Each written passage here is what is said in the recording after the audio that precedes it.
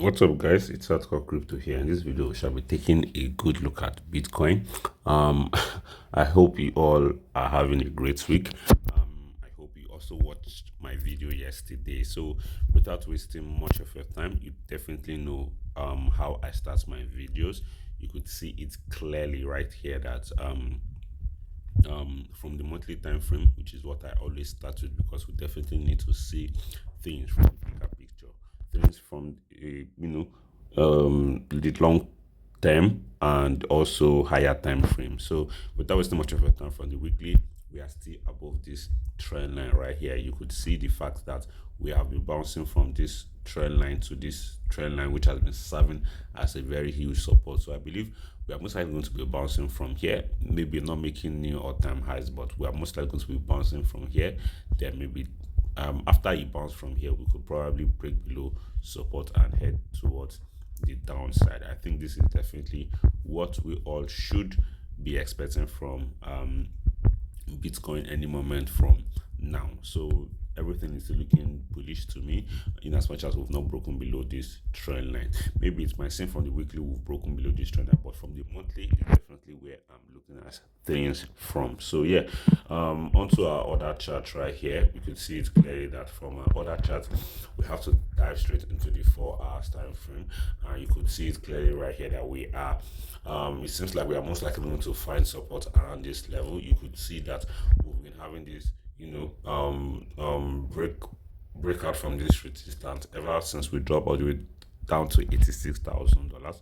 We have broken the major resistance at 87,300. We found support around that level. This is a consistent, slow uptrend. So you could see we've made a lower high and we made a higher high, after that a higher low. So right now you could see us making a higher high right here. So you can see right here that we've broken above this resistance at 88,480, and it seems like we're most likely going to find support.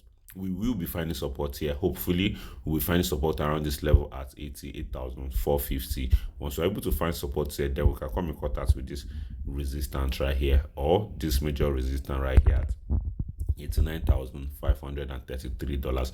If we can break above this resistance, we're most likely going to be dropping towards the downside, because that's definitely what we need to have in mind. So where things are most likely going to get pretty good is if we manage to break above this resistance, find support around here, and either find support around this level at 89,200, 89,180 $80 all the way down to 89,570. Then we could rally into our next major resistance, which is $91,000. So I think the major resistance we all need to break out of is definitely this level at $91,000. From the other chart right here, you could see it clearly that Bitcoin is also doing well. We are definitely going to be ranging between we did range of 89,660 all the way down to $85,815. So until we break out from either this resistance or this support, then we can know our next major support or resistance. I guess this tells us all we need to know in terms of the commodities, which is steel. You could see that we're at a level of resistance right here. You could see we got rejected from this resistance yesterday, and but things still we are going well. You could see we tried breaking above this resistance, we couldn't. We got rejected. We got rejected a little bit. Now we are retesting this resistance once more, which is the $5,080 resistance. Once we are able to break above this resistance, we're most likely going to find support, and then we could rally into our next major resistance, which is $5,253. So that's just basically it for gold and for commodities. I'm sorry, for the S&P 500, you could see the S&P 500 has finally broken out from this resistance right here, which is good. 6,973 is a very good resistance for the S&P 500 to actually break out of, which is very, very good.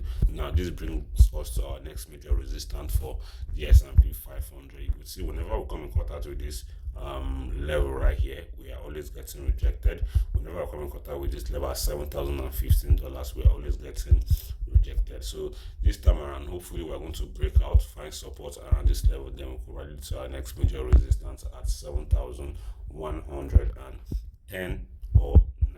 So we should definitely have this at the back of our mind. So in terms of the news, sorry about that. Sorry about that. In terms of the news, nothing really much has changed. You go see 24-hour savers have been making savers, exceeded $100. Is at an all-time high of over $110.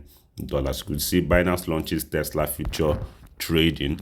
Michael Saylor's strategy buys 2,932 worth of Bitcoin worth $257 million, which is crazy. And you could see that Bitmine are also accumulating heavily on Ethereum. So a whole lot have been going on in the market. So without even wasting much of your time, you could also see that President Trump announces 25% tariffs on South Korean cars, pharmaceuticals, and lumber for delaying trade deals.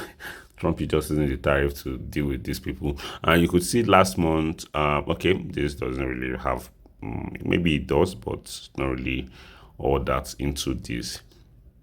So I think there is a particular one I wanted to show us.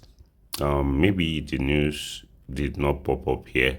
Okay, you could see right here. Just in Canada says it has no plans to sign a free trade deal with China after President Trump threatens 100% tariff. Obviously, the Canada or the Canadian president is definitely going to fold. So, yep, that's just basically it, guys. I'll be here to keep you guys updated more. Thank you guys for watching. If you do enjoy this video, subscribe, turn on post notification, smash that like button, and share this video with your friends, guys. Peace out.